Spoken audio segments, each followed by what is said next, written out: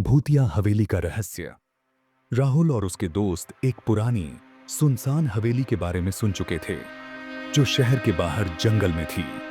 कहा जाता था कि वहां अजीब घटनाएं होती थीं।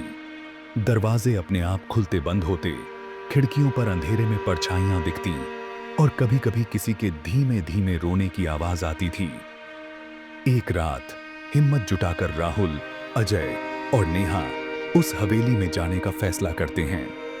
रात के 12 बजे टॉर्च और कैमरा लेकर वे हवेली के जंग लगे गेट के पास पहुंचते हैं। हवेली का दरवाजा बिना छुए ही चरमराते हुए खुल जाता है। तीनों सहम जाते हैं, पर फिर भी अंदर कदम रखते हैं। हॉल के अंदर फर्श पर धूल जमी थी और कोनों में मकड़ियों के जाले लटक रहे थे।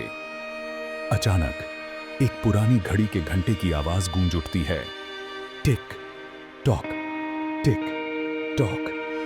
लेकिन वे जानते थे कि वहां कोई नहीं रहता, तो यह घड़ी चली कैसे? नेहा को महसूस हुआ कि कोई उसके कंधे पर हाथ रख रहा है। उसने डरते हुए पीछे मुड़कर देखा, पर वहां कोई नहीं था।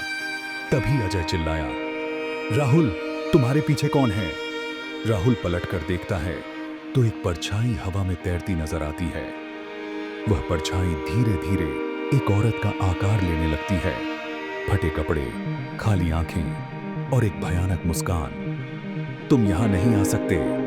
उस औरत की आवाज पूरे हॉल में गूंज उठी। अचानक हवेली का दरवाजा जोर से बंद हो गया।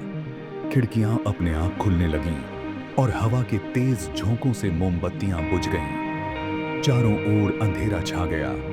तीनों डर के मारे भागने लगे, लेकिन दरवाजा किसी अदृश्य ताकत ने बंद कर रखा था। तभी वह भूतनी उनके पास आई और एक धीमी आवाज में बोली, अब कोई यहां से जिंदा नहीं जाएगा। अचानक अजय को एक पुराना ताबीज याद आया, जो उसकी दादी ने उसे दिया था। उसने कांपते हाथों से उसे निकाला और हवा में लहराया। भूतनी एक दर्दनाक चीख के साथ पीछे हटने लगी और धीरे धीरे गायब हो गई। दरवाजा अपने आप खुल गया और तीनों किसी तरह भागते हुए बाहर निकले। उन्होंने पीछे मुड़कर देखा तो हवेली वैसे ही खड़ी थी, लेकिन अब वहां से धीमी हंसी की आवाज आ रही थी, जैसे कोई कह रहा हो,